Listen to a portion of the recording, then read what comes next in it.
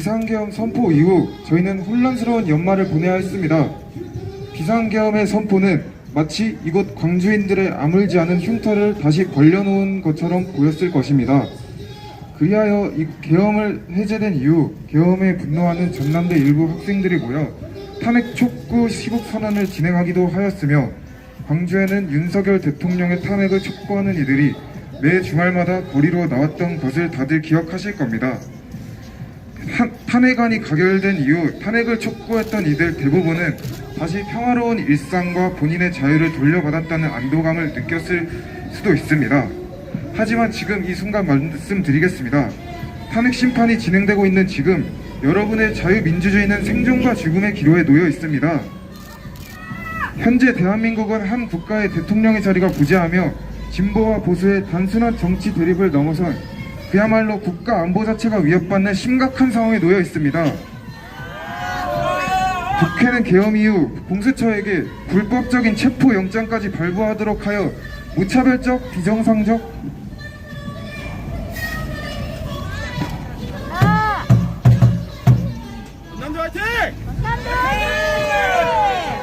무차별적 탄핵 사태를 주도하고 있습니다. 그리고 현재 우리에게 진실을 알려줘야 할 주류 언론은 현 사태를 사실 있는 그대로 보도하지 않고 각종 프레임을 통해 중립성을 상실해 가고 있습니다. 그리고 윤 대통령의 탄핵 심판을 진행하는 헌법재판관들은 지나치게 한쪽으로 치우친 법연구회에 소속되거나 윤 대통령의 퇴진을 촉구하는 가족을 두는 등 헌법재판관으로서의 법치 실현과 신뢰성에 대한 의혹을 불거지게 하고 있습니다. 이렇듯 지난 비상계엄 이후 우리의 자유민주주의를 침해하는 여러 문제들의 심각성이 여실히 드러났습니다. 이러한 문제 중에서도 배제할 수 없는 핵심은 탄핵 심판 중 제출되는 부정선거 증거들로 인한 대한민국의 부정선거 의혹과 더 나아가 중국으로부터의 선거 개입 의혹에 대한 부분임을 이번 시국선언에서 밝히고자 합니다. 따라서 이 자리에 서 있는 재학생 12명, 졸업생 5명은 자유민주주의를 송두리째 무너뜨릴 수 있는 부정선거 의혹 사태를 강력히 규탄하며 자랑스러운 자유민주주의 국민으로서 해당 사안의 철저한 조사를 요구하기 위해 당당히 이 자리에 섰습니다. 저희는 오늘 시국선언을 통해 자유민주주의 원칙과 선거 투명성을 지키기 위한 전남대학교 재학생들의 목소리를 담고자 합니다. 그리고 독립적이고 포괄적인 조사를 통한 부정선거 조사를 강력히 요구합니다. 먼저는 선거관리위원회의 서버 보안체계 강화와 현재 대한민국 대선에 사용되는 전자개표기 및 사전투표 시스템, 그리고 중국의 개입 및 부정선거 시도와 관련된 모든 의혹을 철저히 조사할 것을 요구합니다. 우리 모두는 대한민국의 일원으로서 주어진 권리와 자유를 행사할 수 있는 투표권을 부여받았습니다. 투명하고 공정하며 신뢰받는 선거는 민주주의의 근간이며 정치적 성향을 초월해 모든 시민이 누려야 할 권리입니다. 만일 이 선거 절차가 단 1%의 신뢰를 잃는다면 민주주의의 근간이 흔들리게 될 것입니다. 이 사안은 우리를 포함한 국민 모두가 관심을 갖고 함께 세워야 할 민주주의의 깃트림을 말씀드립니다. 공정하고 올바른 선거 제도를 보호하기 위해 우리 모두가 관심을 갖고 함께 힘써야 할 것입니다. 오늘 이루어지는 부정선거 조사를 촉구하는 전남대의 시국선언을 통해 민주주의적 제도와 절차의 신뢰성이 보장되는 대한민국이 될 수 있기를 희망합니다. 구호 한번 외치겠습니다. 부정선거 의혹 검증하라 하면 검증하라 외쳐주시면 되겠습니다. 부정선거 의혹 검증하라!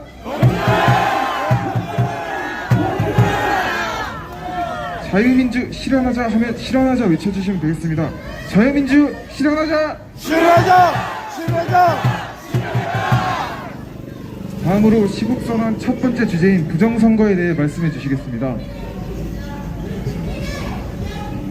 안녕하십니까. 전남대학교 학부 졸업 후 현재 대학원생으로 재학 중인 박전우라고 합니다. 저는 오늘 이 자리에 좌파도 우파도 아닌 특정 유튜버 지지자도 아닌 한 명의 개인으로서 전남대 학생으로서 이 자리에 섰습니다.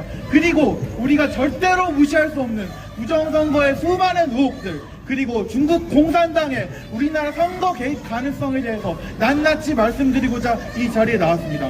현재 대한민국은 유례없는 큰 위기를 대면하고 있습니다. 하지만 현 정치에 관심을 가지지 못하신다면 이를 피부로 생생히 느끼지 못하실 겁니다. 저 또한 그러하였습니다. 그러나 대한민국의 반국가 세력들은 20년이 넘는 세월 동안 대한민국을 집어삼키기 위해 계획적으로, 조직적으로, 그리고 서서히 저희에게 다가오고 있음을 깨달았습니다. 그리고 그들의 침략은 이제 막바지에 이르렀습니다. 지난 25일 있었던 마지막 탄핵 설명에서 윤석열 대통령은 이렇게 말씀하셨습니다. 서서히 끓는 소단의 개구리처럼 눈앞의 현실을 깨닫지 못한 채 벼랑 끝으로 가고 있는 이 나라의 현실이 보였다. 설마 우리 대한민국이 망할까요? 설마가 사람을 잡습니다. 더 늦기 전에 이제 우리가 그들에게 맞서 싸워야 할 때입니다. 그리고 그 시작은 바로 부정선거에 대한 이해입니다. 대한민국의 주권자는 바로 우리 국민입니다. 그리고 그 주권의 행사, 참정권을 헌법 제24조에서 선거권을 통해 보장하고 있습니다. 그러나 2022년 대선, 2020년 총선, 그리고 그 이전에도 대한민국의 선거에서는 빈번하게 부정선거가 이루어져 왔습니다. 이는 절대 가벼이 여길 문제가 아닙니다. 부정선거는 국민의 참정권 침해이며 국민의 주권 찬탈입니다. 부정선거에 대해서 현재 온라인에서 수많은 사진과 동영상이 돌아다니고 있습니다. 여러분들도 이러한 사진과 영상 한 번쯤 보신 적이 있을 것입니다. 투표관리관의 도장이 뭉개진 채 찍힌 1단기 투표지, 국회의원 선거 투표용지 중 지역구 투표지와 비례용지 두 가지 투표지가 겹쳐서 인쇄된 배춧잎 투표지, 한 번도 접힌 적이 없는 빳빳한 형상기억 종이, 투표지와 투표지가 본드로 붙어있는 투표지, 또 투표관리관의 도장이 없는 투표지도 있습니다. 대체 누가 이런 투표를 하고 있단 말입니까? 여러분들이라면 이러한 투표지를 받고 다시 반납하시겠습니까? 아니 투표를 하시겠습니까? 또 유권자와 투표자 수가 일치하지 않는 경우도 허다합니다. 파주을 선관위 명부에서는 144세를 나이를 가진 유권자가 확인되었습니다. 또한 사전 투표자의 수와 당일 투표자의 수의 비율이 특정 정당 후보에 대해서만 10% 이상 높게 확인되었습니다. 이는 투표자 수가 많기에 통계적으로, 수학적으로 절대 불가능한 확률에 가깝습니다. 이것이 끝이 아닙니다. 노원을 상계 10동에서는 22대 총선 당시 투표자 세를 직접 세는 참관인에 의하면 투표소에 들어간 사람이 4,499명이었습니다. 그러나 그날 사전 투표자 수는 5,290명으로 무려 800명에 가까운 사람이 아무도 모르게 추가되었습니다. 또 부천시 신중동에서는 사전 투표자 수가 너무 많이 측정되어서 4에서 5초 사이에 한 명 투표를 했다는 말도 안 되는 결과가 나왔습니다. 이렇듯 부정선거에 대한 증거는 이미 여론에 많이 알려져 있습니다. 하지만 선관위는 이를 일부 오류 정도로 취급하며 부정선거에 대해서 부인하고 있습니다. 사실 과거의 부정선거에 대해서 이미 대법원에서 판결이 나온 적이 있습니다. 지난 2022년 7월 대법원은 민경욱 전 의원이 제기한 2020년 4월 15일 국회의원 선거 무효소송에 대해 2년이라는 긴 세월 끝에 기각 처리를 하였습니다. 그리고 이를 근거로 일부 사람들은 이미 판결이 난 부정선거에 대해서 더 이상 왈가를 앓을 필요가 없다, 부정선거는 실존하지 않는다, 이렇게 말씀하시는 분도 있습니다. 그러나 그 판결에 대해서 면밀히 살펴보면 이는 지극히 선관위에게 편파적인 판결임을 알 수 있습니다. 당시 대법원은 선관위가 선별하여 제공한 전체 투표지가 아닌 단 122명의 투표지를 가지고 전체 투표지가 정상이라고 판결이었으며, 소위 형상기억 종이에 대해서는 종이가 접힌 흔적이 현미경으로 보여 확인 가능한다며 선관위 측에 손을 들어줬습니다. 이게 말이 됩니까? 세상 그 어떤 종이가 현미경으로 그 흔적을 볼 수 있단 말입니까? 또한 대법원은 민경욱 측이 누가 어떻게 했는지 증명하지 못한다며 소송을 기각하였습니다. 이러한 내용에 대한 증명을 위해서는 선관위에 대한 수사가 반드시 전제되어야 합니다. 그러나 지금까지 선관위는 단 한 번도 부정선거와 관련된 수사를 허용한 적이 없습니다. 현재 선관위는 헌법상 독립이라는 명목으로 감사원, 검찰에 의한 수사가 제한되어 있습니다. 오직 내부 행정과 관련된 문제에 제한되어 수사가 가능합니다. 즉 법적으로 선관위를 수사하여 부정선거를 밝히는 것은 아예 불가능합니다. 선관위가 5년간 181회의 압수수색을 받았다는 주장도 있습니다. 그러나 이는 앞서 말씀드린 모두 내부 행정과 관련된 수사였으며 오히려 이를 통해 1200건의 채용 비리가 밝혀졌습니다. 또 오늘 아침 나온 뉴스에 따르면 선관위는 2013년부터 879건의 규정 위반을 통해 선관위 고위직이나 중간 간부 본인들의 가족 채용 청탁이 빈번하게 이루어져 왔습니다. 그야말로 가족 같은 기관이 따로 없습니다. 수많은 채용 비리를 가진 범법 국가기관이 선거권을 전담하며 외부에서 검증조차 하지 못하게 막는 것은 국민 주권에 대한 배임이나 다름이 없습니다. 선관위 서버의 보안의 부실함 또한 여실히 드러났습니다. 2023년 국정원은 선관위 서버 점검 목적으로 가상 해킹 공격을 실시했습니다. 그리고 다음과 같은 문제들이 제기되었습니다. 첫 번째, 유권자 현황과 사전투표자의 여부에 조작이 가능하다. 두 번째, 재외 국민 선거인 명부가 유출될 수 있다. 마지막 세 번째로, 개표 결과가 조작이 가능하다. 이때 국정원은 선관위에 보안평가 점수 31.5점을 주었으며 이는 국정원이 점검한 110개의 기관 중에 최하위 꼴등입니다. 반면 선관위의 자체 보안평가는 본인들의 100점이라고 평가했습니다. 이들의 서버는 외부망과 내부망이 구별되어 있지 않아서 외부에서 쉽게 접속이 가능합니다. 또한 이때 밝혀진 서버 비밀번호가 1, 2, 3, 4, 5였습니다. 여러분 화가 나지 않습니까? 어이가 없습니다. 우리는 통상적으로 어떤 사이트에 회원가입을 할 때 특수문자 섞고 영어 대소문자 섞고 숫자 섞어가면서 머리 아프게 비밀번호를 설정하는데 국민의 참정권을 주권을 보장해야 하는 선관위가 무려 1, 2, 3, 4, 5라는 비밀 부분을 쓰고 있던 것입니다. 언제 누구로부터 해킹을 당하지도 못하는 상태로 우리는 투표를 해왔습니다. 이때 선관위는 이렇게 해명하였습니다. 선거 결과 조작은 내부 조력자 없이 사실상 불가능하다. 여러분은 이만한 신뢰가 가십니까? 자체평가 100점, 국정원평가 꼴찌! 저는 못 믿겠습니다. 이에 선관위에게 선관위 서버를 공개할 것을 강력하게 촉구하는 바입니다. 선관위는 서버 꺼라! 지금까지 대한민국의 부정선거 문제를 말씀드렸습니다. 하지만 여기서 끝이 아닙니다. 부정선거는 더 이상 대한민국만의 문제가 아니며 해외 여러 각국에서도 이에 대해서 아전대가 계속 나오고 있습니다.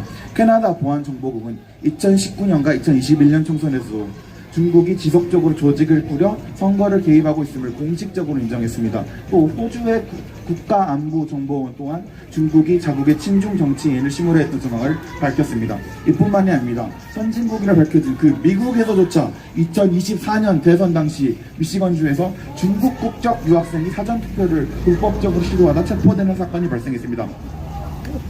또한 올해 취임한 미국의 트럼프 대통령은 2020년부터 현재까지 자국 내 부정선거 의혹을 지속적으로 제기하고 트럼프 행정부는 보안이 취약한 전자투표기를 폐지하고 오히려 종이투표지로 전환하는 방향으로 정책을 추진해가고 있습니다. 이렇듯 선진국으로 알려진 수많은 나라들에서도 부정선거의 문제가 계속 제기되고 왔습니다.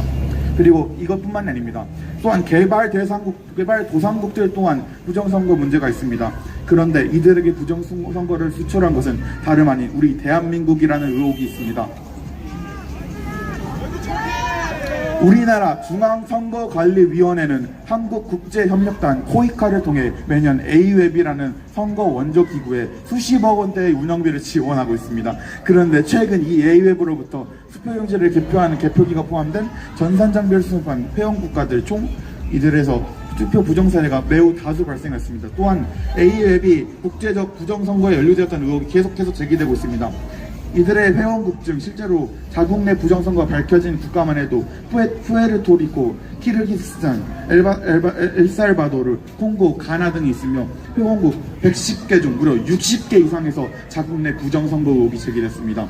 푸에르토리코에서는 예비선거에서 전자투표기와 관련된 수백 건의 투경 부정 사례가 보고되었으며 심지어 가나에서는 사망자로 선고된 이들이 투표자로 선거의 명부에 포함되는 일이 대거 확인되었습니다. 그리고 이러한 국가들은 부정선거의 결과로 대부분 친중 성향의 정부가 조직되었습니다. A웹을 통해 만들어진 친중 성향의 정부, 그들의 배후가 중국 공산당임을 여러분은 쉽게 유추할 수 있을 것입니다.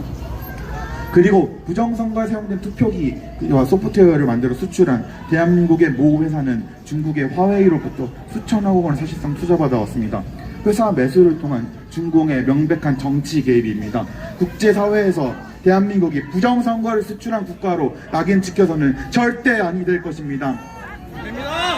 우리들의 부정선거 문제를 먼저 검증하고 A웹이 국제사회에 끼친 악영향들 역시 조사해 나가야 할 것입니다. 선관위 수사에 대한 필요성이 절실히 느껴집니다. 허나 선거관리위원회는 이를 부인하고 부패한 입법부와 그리고 사법부와 합심해 진실을 은폐, 부정선거에 대한 증거 채택을 기각하는 것이 오늘날의 현실입니다.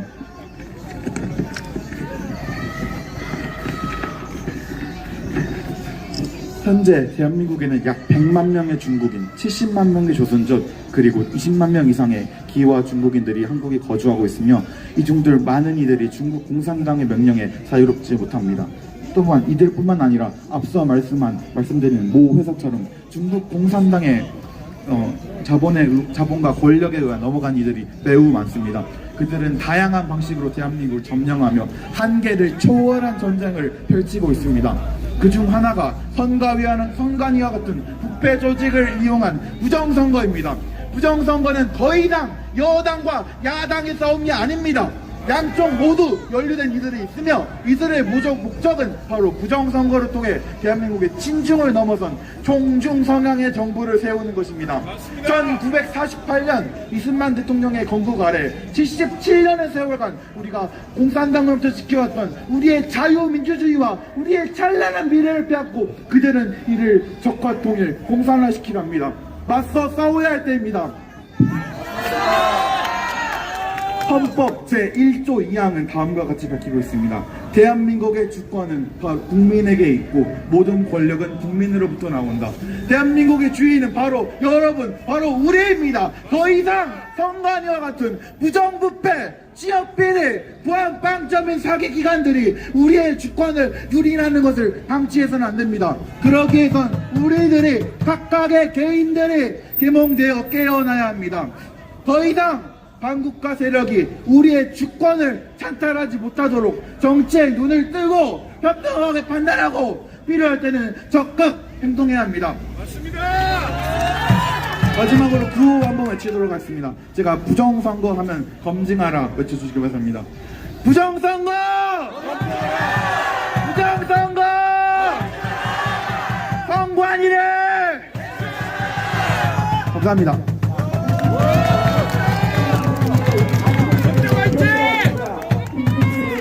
두 번째로 현 탄핵 정국에 대한 말씀을 드리겠습니다.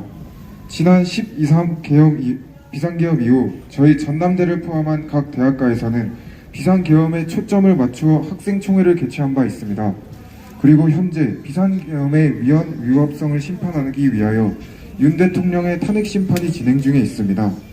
대통령의 비상계엄 선포와 국회의 탄핵안 발의는 법에 명시된 대로 각자가 행사할 수 있는 권리입니다. 그러나 둘 모두 특정 정치적 세력의 독재적 집권을 위해 남용될 경우 자유민주주의를 해치는 극단적인 정치 수단이 될 수 있기에 12.3 비상계엄 선포 직후 계엄이라는 단어로 인한 부정적 인식이 여론을 뒤덮었습니다. 그러나 계엄이 해제되고 난 뒤 윤 대통령이 발표한 대국민 담화와 국민들에게 전달한 편지 등을 통해 계엄을 선포한 분명한 원인과 목적에 대한 관심이 커지기 시작했습니다. 담화문과 편지를 통해 드러난 12.3 비상계엄의 핵심 목표는 우리나라 부정선거와 선거관리위원회를 둘러싼 의혹을 철저히 조사하는데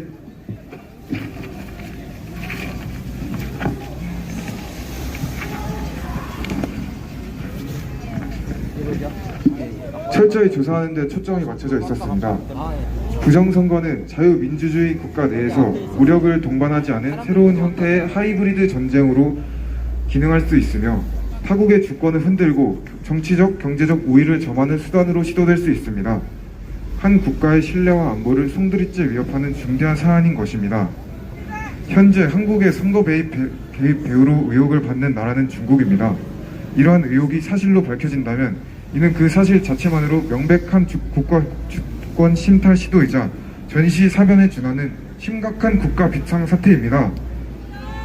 우리나라 안보를 위협하는 시도에 대처하고 관련 의혹을 밝혀내기 위해 선포된 12.3 비상계엄은 그 본질과 선포된 의도를 참고하여 볼 때 과거의 계엄과는 엄연히 다른 성격을 지니고 있음을 말씀드립니다. 현재 이루어지고 있는 대통령 탄핵 심판은 대통령의 계엄 과정에서 위헌 위법 소지가 있었는지 그 위헌성이 탄핵 인용 시 벌어질 수 있는 혼란을 무릅쓰고 대통령을 탄핵할 필요가 있을 만큼 큰지 그 여부를 따지는 재판입니다. 철저하게 자유민주주의적 체제 아래에서 세워진 헌법을 바탕으로 어떠한 정치적 성향에 극단적으로 치우치지 않으면 진행되어야 하는 재판입니다. 그런데 지금 헌법재판소는 어떠한 태도를 취하고 있습니까? 헌법재판소는 심판 과정 중 대통령 변호인단 측에서 신청한 인천 연수구 선관위와 세계 선거기관 협의회, A웹, 국정원에 대한 사실 조회 및 문서 제출 신청, 선관위 서버 감정 신청, 선관위 투표관리관, 사무원 및 부정선거 소송 대리 변호사 증인 신청, 북한 해킹 조직 김숙희의 사이버 공격과 관련해 국가수사본부 및 외교부에 대한 문서 제출 신청을 모두 기각했습니다. 계엄을 일으킨 주요 원인이 부정선거 조사인 상황에서 부정선거 주장하는 증언을 뒷받침하는 증거들을 모조리 기각시키는 헌법재판소가 과연 법치에 근거하여 재판하고 있다고 말할 수 있겠습니까? 이렇게 부정선거의 진위 여부를 제대로 따지지 않고 탄핵 심판을 하는 것 자체가 사태의 가장 중요한 본질을 빼놓고 재판하는 것 아닙니까? 맞습니다. 이곳에서 뜻을 모아 자리에 선 저희 전남대인들은 강력하게 촉구합니다. 부디 우리의 자유민주주의의 기틀을 무너뜨리는 부정선거 의혹을 밝히는 데에 온 힘을 다하여 주십시오. 음모론이라고 밝혀낼 것 없다고 치부하지 말아 주십시오. 오히려 국가와 국민의 이익을 최우선으로 하는 공직자라면 국민의 자유 권한 행사와 직결된 선거 시스템에 단 하나의 문제 및 의혹이라도 나올 시에 최선을 다하여 이를 조사하고 의혹을 해결하려는 태도가 공직자로서 올바른 태도가 아닐지 묻고 싶습니다. 다시 한번 촉구합니다. 국가와 국민의 안보와 이익을 최우선으로 하는 국익에 기반하여 이를 지켜내는데 온 힘을 다해 주십시오. 부정선거 의혹에 대한 조사를 통해 진실이 하나도 남김없이 밝혀질 때까지 여기에 모인 저희 전남대 학생들은 목소리를 낮추지 않고 온전한 자유민주주의와 법치주의가 실현되는 나라를 만들기 위해 모든 힘을 다할 것임을 밝힙니다.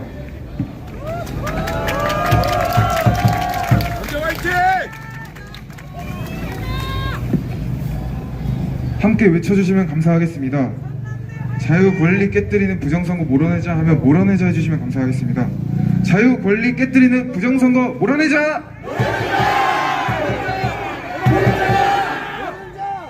선관위는 각성하라 하면 각성하라 해주시면 감사하겠습니다. 선관위는 각성하라!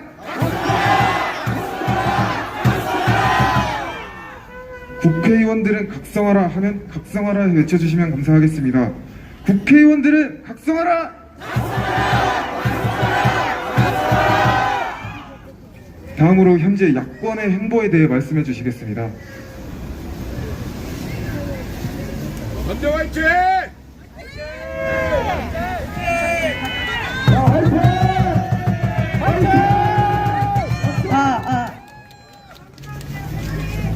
안녕하십니까. 전남대학교 음악교육과 1호학번 졸업생 배진희입니다. 저는 전남에서 나고 자란 토종 전라남도 사람입니다. 제 입장을 밝히기에 앞서 먼저 드리고 싶은 말씀이 있습니다.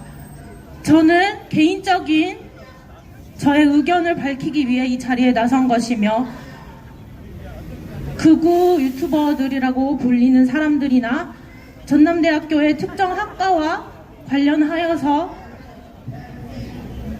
어떠한 내용을 함께 만든 적이 없고 제가 혼자서 하는 것임을 밝혀드립니다. 오해가 없으시기를 바랍니다. 저는 호소문과 야권 비판 두 가지 부분으로 나누어 연설을 할 것입니다. 먼저 호소문을 낭독하도록 하겠습니다.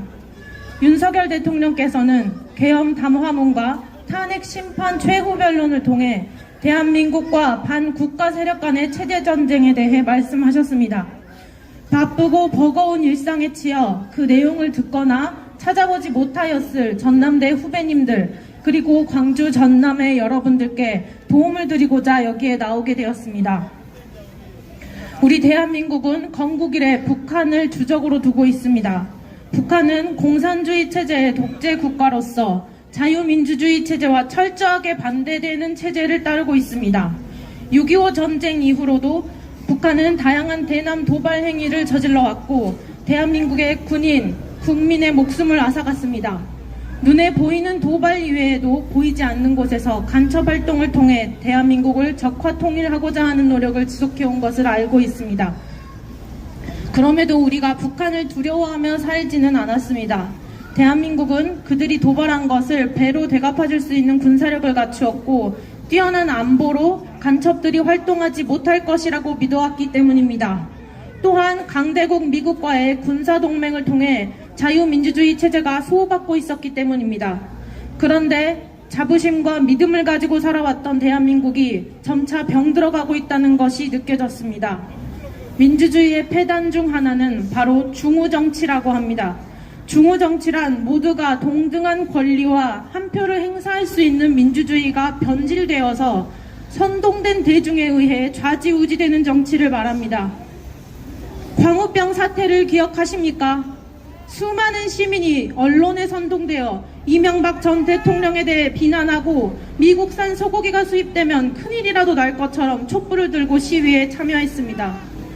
이는 언론의 악의적 보도에 의한 대국민 선동이었습니다.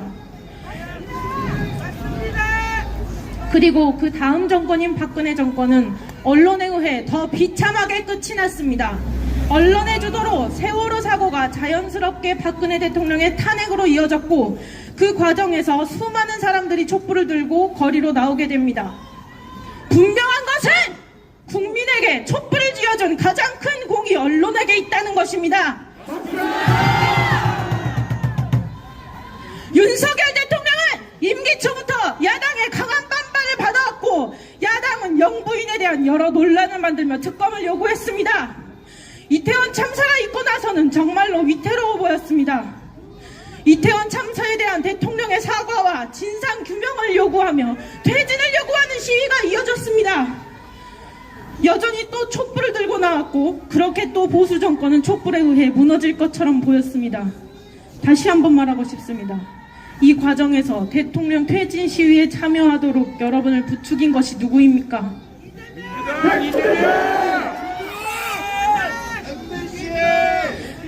대통령 퇴진 시위에 참여하도록 여러분을 부추긴 것이 누구입니까?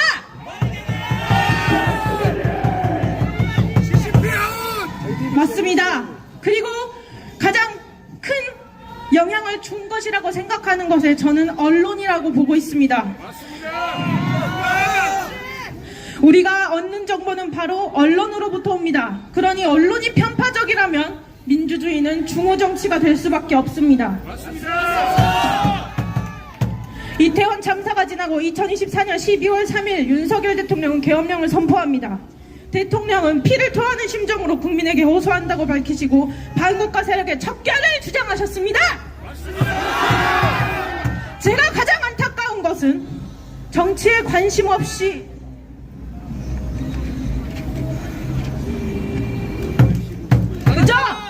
정치에 관심 없이 그저 언론의 뉴스를 꾸준히 접해온 국민들에게는 계엄령도 여야 간 정치 싸움의 일환이며 야당의 공격에 참다 못한 대통령의 선 넘은 공격으로 보였을지도 모른다는 것입니다.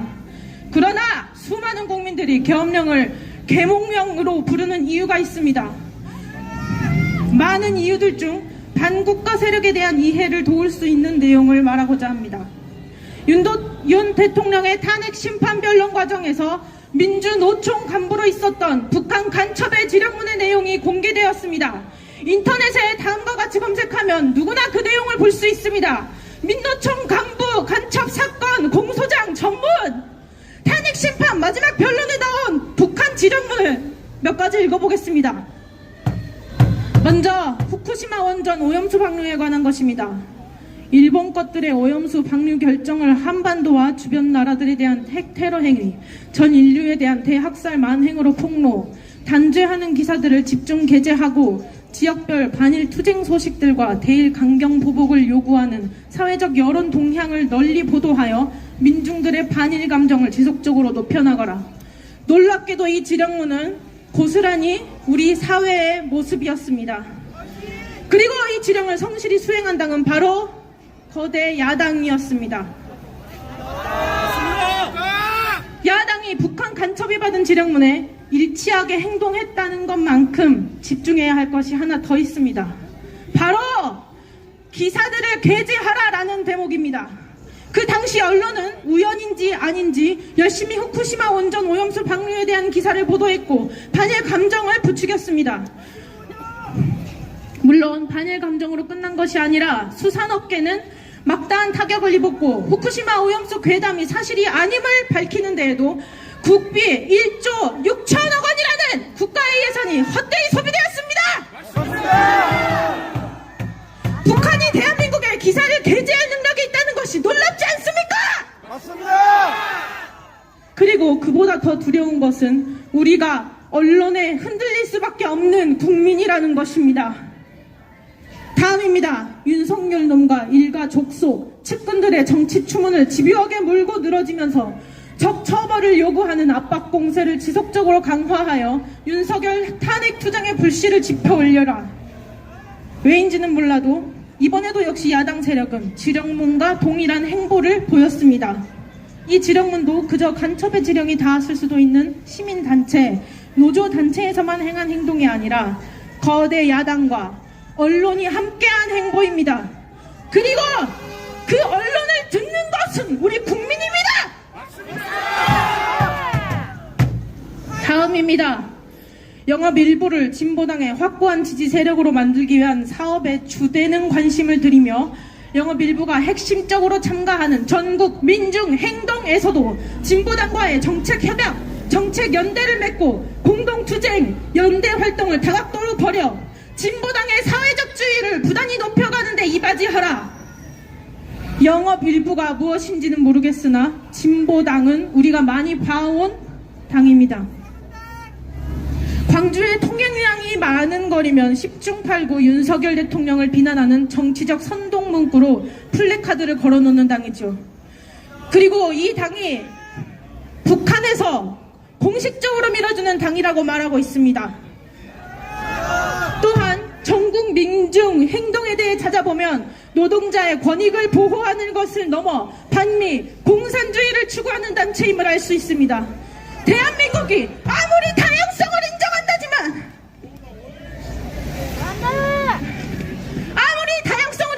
인정한다지만 도대체 언제부터 공산주의를 추종하고 자본주의와 자유시장 경제체제를 무너뜨리는 반국가 세력이 이 대한민국에서 버젓이 활동할 수 있게 되었는지가 의문입니다.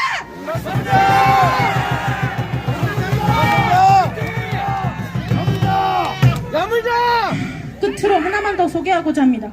11월 12일 비가 오는 속에서도 이태원 참사 희생자 추모 시민 촛불 집회를 개최하여 땡땡땡 퇴진 함성이 서울 시내를 뒤흔들어 놓은 것과 같이 땡땡땡 년의 탄핵을 이끌어낸 2014년의 세월호 참사 진상규명 투쟁을 연상시키는 대중적인 항의 행동들이 연이어 벌어지는 한편 야당들이 정부 책임론을 최대로 부각시키면서 땡땡땡 패거리들을 집중 공격하고 있으며 심지어 보수 지지층 내에서조차 이번 참사의 책임을 회피하려는 당국 것들에 대한 불만의 목소리가 높아지고 있습니다.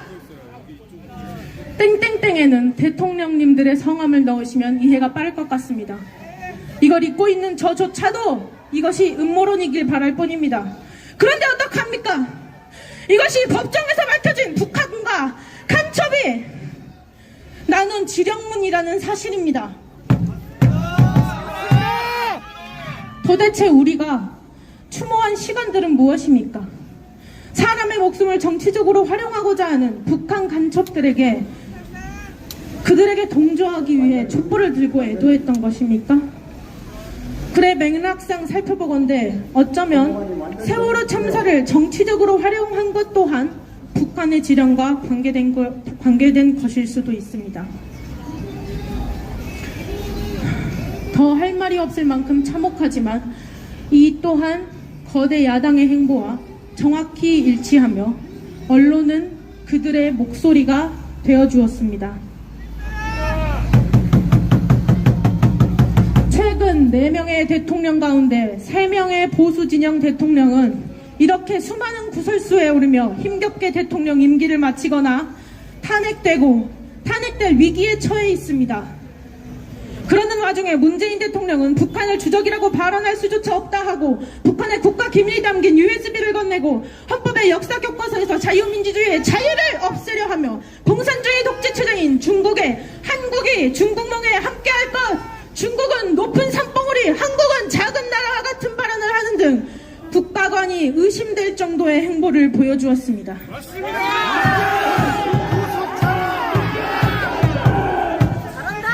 또한 거대 야당은 간첩법 개정을 반대하고 간첩의 지령문과 유사한 행보를 보이고 있습니다. 나아가 대한민국 주류 언론들은 모두 그들의 목소리가 되어주고 있습니다. 뉴스를 제외한 유튜브나 다른 정보 매체를 가짜뉴스 취급하는 프레임 지겹습니다. 맞습니다. 최고다. 우리는 수많은 정보를 유튜브를 통해 얻고 살아갑니다. 때로는 그 중에 거짓 정보도 있습니다. 하지만 우리가 유튜브에 떠도는 거짓 정보에 속을까 걱정합니까? 해당 영상의 댓글만 봐도, 다른 채널의 영상만 봐도, 관련 정보만 검색해도 쉽게 교차 검증이 가능합니다. 맞습니다. 디지털 시대를 살아가는 우리 국민들은 누가 가르치지 않아도 디지털 리터러시를 습득하고 살아갑니다. 반면 지상파 방송이라는 권위, 뉴스라는 권위를 바탕으로 시민들의 정보를 제한하고 원하는 방향대로 사회를 보여주며 사회를 분열시키고 양극화시키는 위험성을 가진 언론 매체가 바로 주류 언론입니다. 내가 시민이야. 더욱이 그들의 보도는 가짜 뉴스더라도 그 진위를 판별하는 것이 일개 시민의 입장에서는 너무도 어렵다는 것입니다. 그런데 위에 북한 간첩의 지령문이 보여주는 것은 이런 위험성을 가진 언론이 거대 야당과 함께 국가의 혼돈을 야기했다는 내용입니다.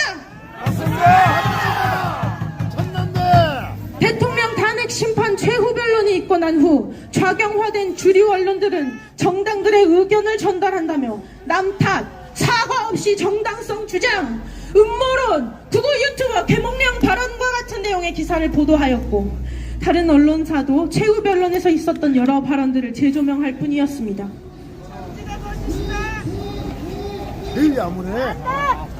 예시를 하나 들고 싶습니다.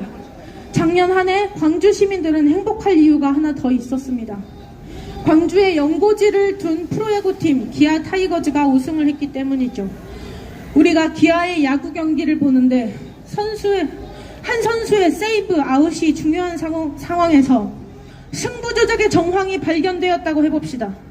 제 아무리 음모론같이 믿기지 않는 이야기더라도 승부 조작의 정황이 있었다면 한 경기의 승패를 가르는 세이브 아웃보다도 승부 조작에 더 초점을 두어야 하는 것 아닙니까? 제가 현재의 사회와 언론을 바라보며 드는 생각입니다. 우리나라의 근간을 흔들 수 있는 반국가 세력의 정치 및 언론 간섭이라는 중요한 사안을 두고 모든 언론이 모른 채 하고 있으며 어떻게 오직 대통령의 탄핵 심판에 대해서만 보도를 할 수 있는 것입니까? 거짓 정보로 선동할 언론은 있으나 국가의 위기 상황에 대한 국민의 관심을 고조시킬 언론은 없는 것입니까? 언론은 정론 지키라라. 제가 좌나 우로 치우친 사람으로 보이십니까? 이 우파의 불모지 호남에서 제가 우파를 지지한다고 해서 무엇이 행복하며 저에게 어떤 개인적 이득이 있겠습니까? 대통령을 지지한다 한들 주위에 정만 만드는 꼴이 되는 건 아닌가 하는 생각에 걱정이 되고 두려운 것이 현실입니다. 스스로 왕따 되기를 자처하고 그것을 즐기는 사람이 어디에 있단 말입니까? 저도 가족, 친구들과 실없는 소리하며 웃고 좋은 이야기만 하고 지내고 싶습니다. 그럼에도 여기에 나와 말하는 것은 오직 나의 국가에 대한 사랑과 걱정이 앞섰기 때문입니다. 부정선거, 반국가 세력의 정치 및 언론 간섭은 음모론이라며 넘어갈 일이 아니라 의혹조차 남겨선 안 될 중요한 사안입니다. 맞습니다. 그런데 부정선거, 반국가 세력의 정치 및 언론 간섭을 그 모든 일의 가해자로서 있는 야당이 음모론으로 규정한다 해서 이거 음모론이네 하고 넘어갈 수 있는 일입니까? 심지어 언론과 함께 이미 국민을 선동한 경력이 명백한 당을 말입니까?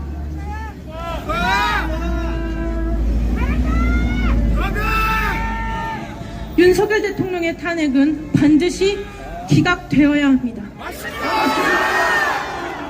이대로 탄핵된다면 부정선거, 반국가 세력의 정치 및 언론 간섭은 지금이 아니면 다시는 꺼낼 수 없는 이야기가 될 것입니다. 결코 음모론이 아니며 최근 있었던 CPEC에서 본 것처럼 미국의 정부와 트럼프 대통령도 공식적으로 인정한 내용입니다.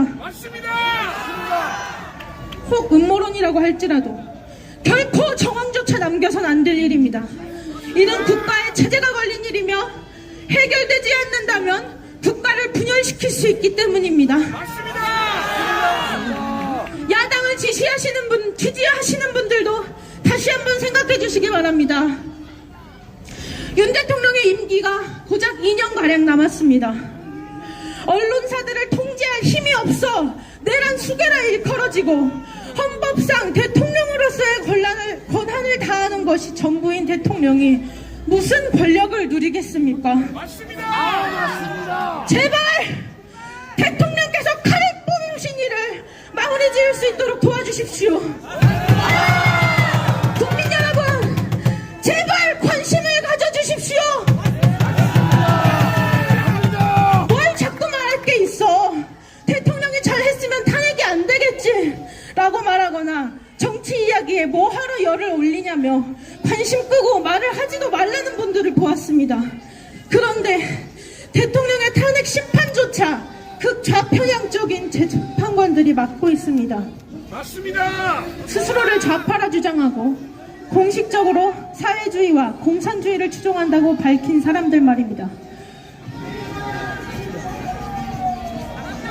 국가 대통령의 탄핵 여부를 결정하는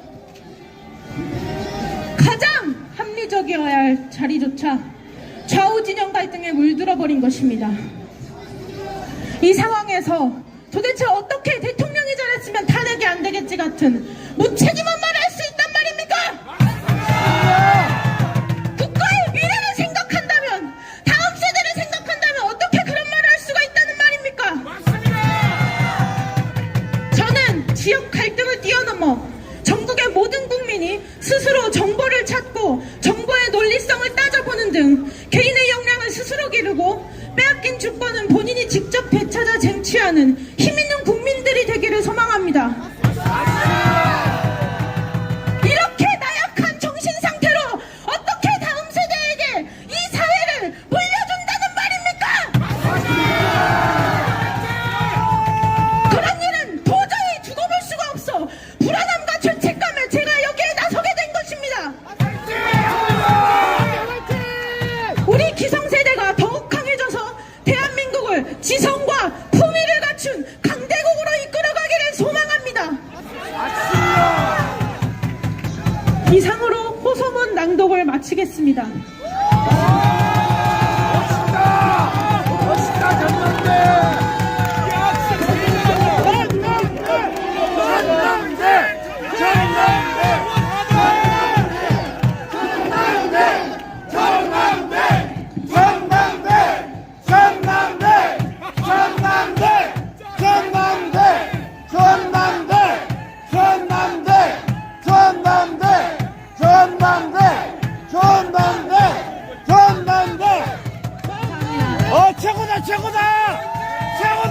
최고다!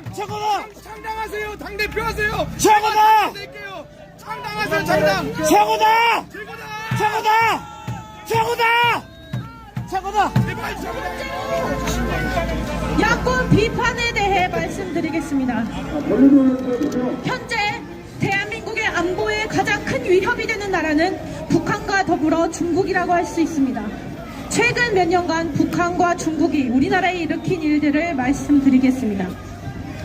북한은 대한민국 쪽으로 지속적인 탄도미사일 발사, 오물 풍선 등 도발 행위를 멈추지 않았습니다. 중국은 우리나라에 자국민들을 보내어 부산항에 정박한 미국 항공모함을 드론으로 촬영, 2년 이상 한국 군사시설을 불법 촬영하게 하였습니다. 또한 2024년 11월 국정원 건물을 촬영하였습니다. 이를 자행한 자는 중국인이었습니다. 대한민국의 안보를 심각히 훼손하는 이들은 어떻게 되었습니까? 우리의 주적 북한이 아니라는 이유로 간첩법이 적용되지 않았습니다. 불구속 송치되었습니다. 우리의 국가기밀을 촬영하는 엄연한 국가안보 위협 행위를 하였는데도 이에 대한 조치가 이루어지지 않은 것입니다. 이뿐만이 아닙니다.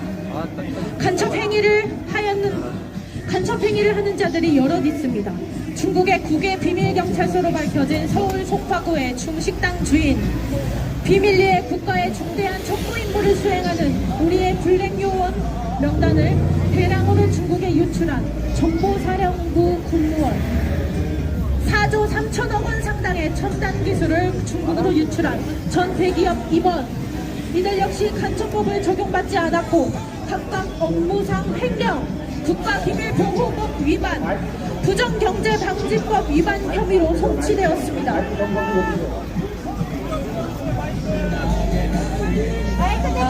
마이크 소리 좀 높여주십시오. 마이크 더 소리 작게라. 마이크 소리.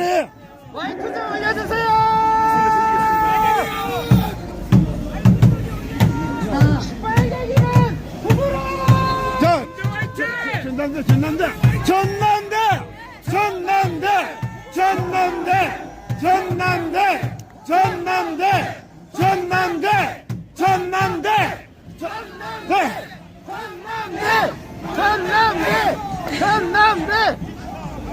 형법 제98조에 따르면 간첩죄는 1. 적국을 위하여 간첩하거나 적국의 간첩을 방조한 자, 2. 군사상의 기밀을 적국에 누설한 자에 한하여 적용됩니다. 현재 포괄적 안보 개념이 새롭게 등장하면서 적국의 개념이 모호해지고 있는 가운데 계속해서 간첩의 범위를 적국에만 두는 것이 아닌 외국으로 확장하자는 간첩법 개정안 제안이 나오고 있는 상황입니다. 그런데 이러한 상황에서도 더불어민주당은 간첩법 확대를 반대하였습니다. 맞습니다. 과거 문재인 전 대통령의 한국이 중국몽에 함께할 것, 중국은 높은 상봉우리, 한국은 작은 나라 발언과 이재명 대표의 중국 대사 싱하이민과의 만남에서 보인 저자세 외교와 쉐쉐 발언 등으로 친중적 태도를 드러내왔습니다. 맞습니다. 민주당이, 야권이 정말 국가의 안보를 진심으로 생각한다면 어떻게 저런 태도를 취할 수 있는지 묻고 싶습니다. 맞습니다. 민주당을 가보자!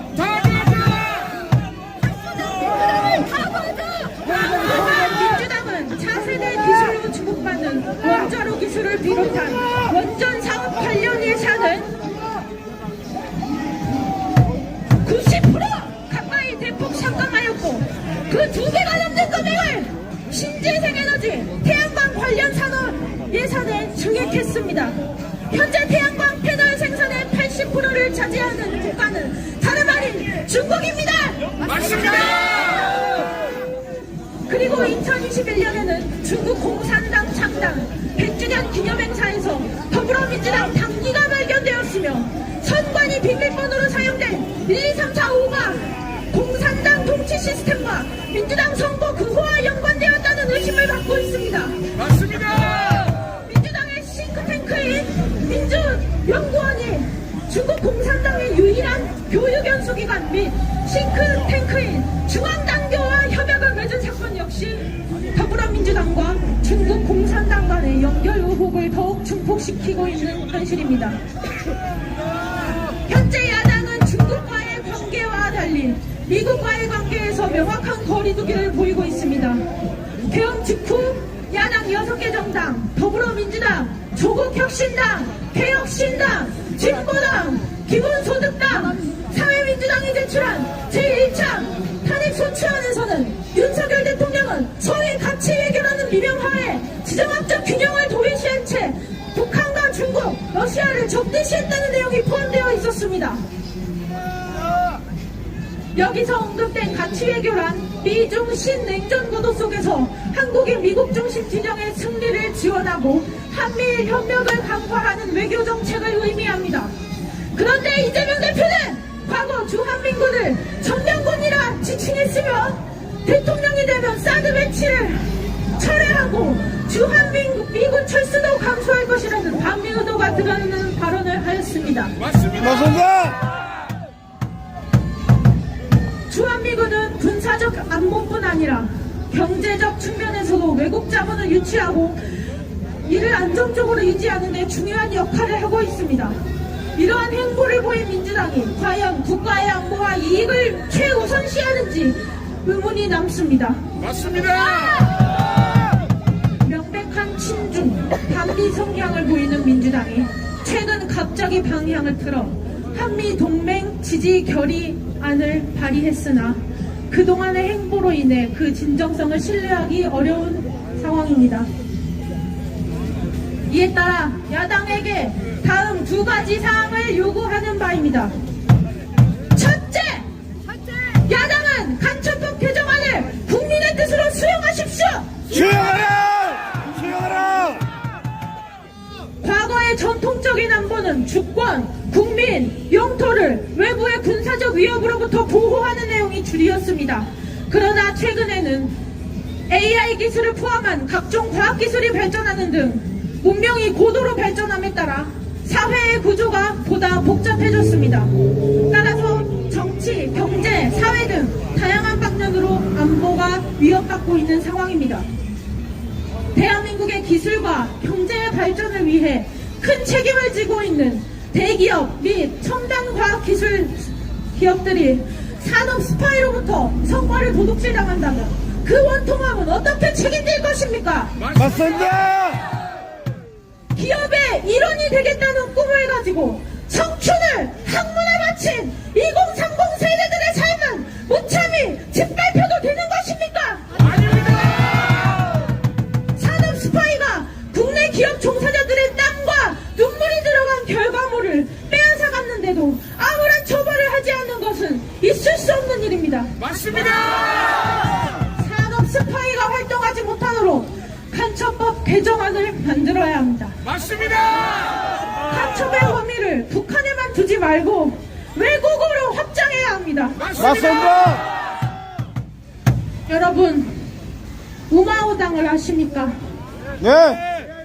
인터넷에 검색해보면 중국 공산당이나 중국 정부에 의해 고용된 인터넷 여론관리, 댓글 알바를 담당하는 인터넷 평론원 또는 여론조작용 로봇이라고 나옵니다. 쉽게 말해 중국의 국영 댓글 부대입니다. 인터넷상에서의 여론조작은 증거가 거의 남지 않기 때문에 중국 공산당이 선전적으로 애용하고 있으며 특히나 대한민국에서는 각종 인터넷 커뮤니티와 SNS에 상주하며 여론 선동을 하고 있습니다. 2017년 미국 하버드대 연구팀은 약 1100만 명 규모로 추정되는 중국 관련 댓글 부대가 SNS에 올리는 댓글 수만 매년 5억 건에 달한다고 분석했습니다. 2024년에는 우마오당의 규모가 4천만 명 이상인 것으로 전해졌습니다.